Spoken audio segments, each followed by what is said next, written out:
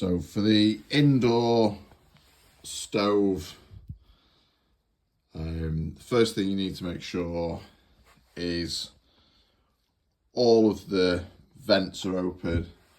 So this one at the top, just make sure it's as far over to the left as possible. These two at the bottom, make sure they're fully out as much as possible.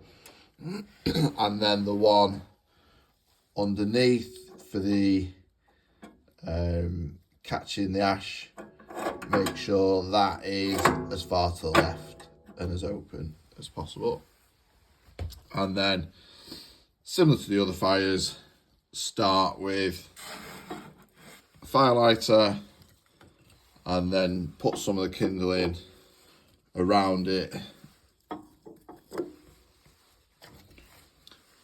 making sure that there's enough air that can get underneath for it to catch, and also leave enough space so that you can get a match to the firelighter.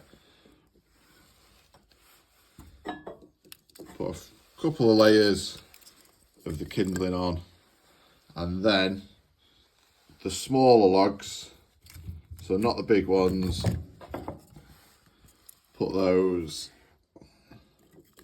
on top, going across.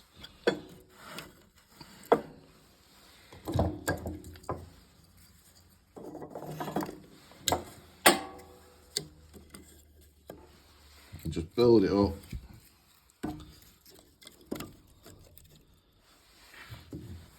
Get as much in as you can. And then that should be plenty to get it going. Light the firelighter,